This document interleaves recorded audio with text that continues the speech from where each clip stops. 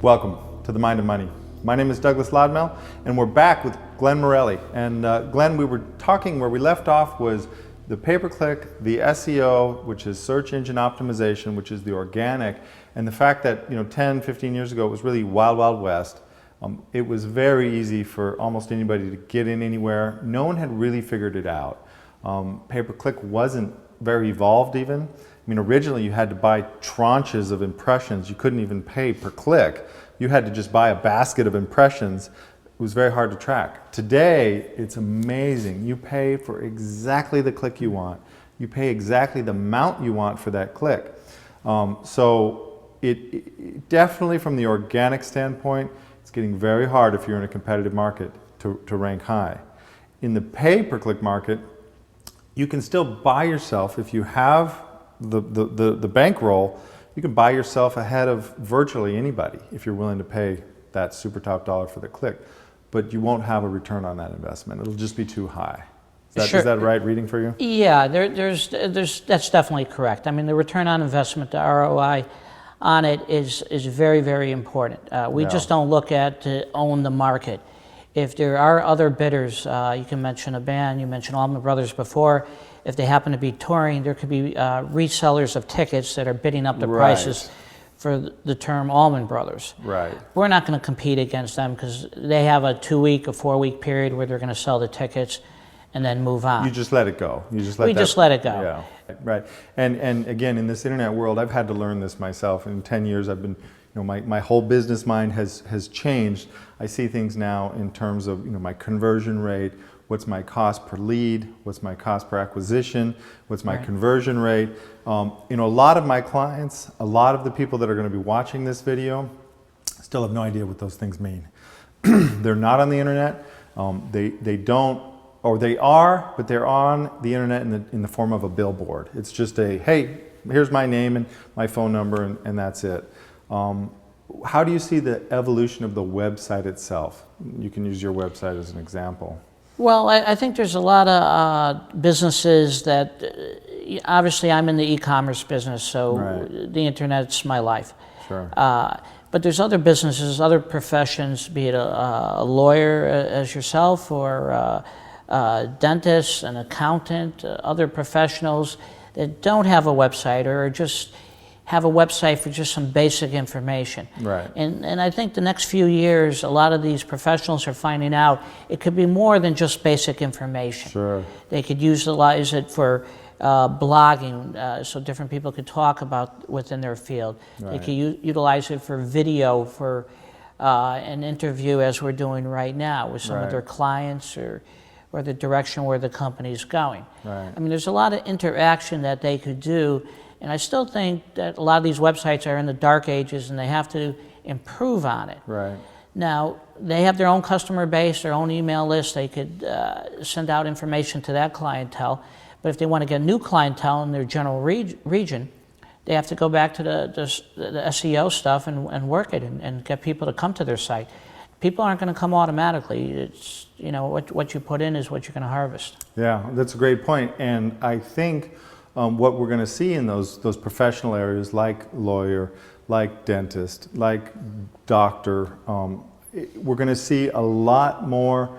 We're going to see a few people in those markets figure it out and just start wrapping up all of the leads. Because when you type in, let's just say dentist, Charlotte, North Carolina, you're going to get 10, 15, maybe 20 or 30 different dentists. You're going to click through. You're going to probably click the ones that come up the highest for your area. You might have said a region. But you're going to look at the site. They're pretty much all the same today. One person figures it out and actually puts up a very interactive, useful, informational, really next level site. I believe that person is going to see a huge bump in their traffic, even for the services type thing. I know that happened with law. I know that happened with me. Sure, without a doubt. It goes back to the e-commerce players. Amazon is who they are today because of the early growth and the way they attacked it. There's a lot of professions that, as I mentioned before, are still in the dark ages and have to evolve to become that leader. one of the companies is, you mentioned the 20 dentists down in Charlotte. Well, one is going to be the leader. One's going to pop up in the top 3, and they're going to look. A client's going to look at the 3 websites, and they're going to say, "Hey, these 2 are just average, or these 2 are Mickey Mouse, if you want to say. And this one looks very professional. I'm going to give them a call and see what services they have to offer." Right, and if they wrap that in with what else a real Web 2.0 website is, which is a capacity to reach you, ways to communicate with you, information about you, video to where they can get to feel who the person is, who the service provider is before they ever walk into the office, couponing, vouchering, special offering, all right there on the website. All the things that those small businesses have used through community mailers and advertising is all now happening on the web. And it happens more efficiently, it happens better. Tying that in with the back-end CRM, which I'm actually really interested to know how you use your CRM or your customer resource management, your database. That's your real gold, right? I mean, everybody who's ever ordered is now in your database. Oh, that's it. That's the promised land. Yeah. I mean, we build that and we hold that very tightly. Yes. Not just the data that goes with it, but actually how we use it. Exactly. But I mean, there's, you have that data, you have your good customers on it. Nowadays, the information that you could gather online is more like digital forensic. I mean, you could cut and dice it. You could tell how many people ordered in the last month, what state, what they ordered, how they ordered, Right. gender. You can market to a specific slice of people. You can market to a specific region. I mean, your capacity to slice and dice your own database is massive. It's unlimited. It's unlimited nowadays. And it's very efficient when you're able to do all that. Because if somebody bought a Michael Jackson shirt, they're not going to buy a Led Zeppelin shirt. It's 2 different customers, and Right. you kind of almost offend Right. somebody that bought a Led Zeppelin shirt and you sent them Michael Jackson. That's not too good. Right, but you can actually send out a special that applies to people that if they bought Led Zeppelin, that the Doors are not far behind. So you can market the Doors to that group or Jimmy Page separately and just maximize and increase the case average or the customer average for... Sure, you can see the crossover sale right in there. A lot of it is basics where you know it. Yeah. And then there's also a lot of stuff that you learn on the fly too.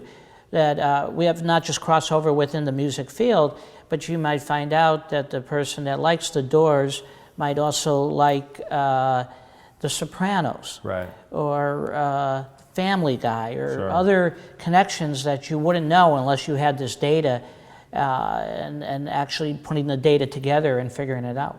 Yeah, that's the key. And I think, tell me what you think about this. For you, it's obvious. You're in e-commerce. You're selling those things. For the dentist, how do you see a dentist evolving to use that same database? Yeah, it's pretty simple. I mean, if you have on your website that you notice that 60% of your clients are clicking on fillings or dentures or one part there, that's where your focus should be. Right. You have information that you collect on from your website, and you got to utilize it. If everybody's asking for one type of service or your hours or whatever, that's what you got to improve on.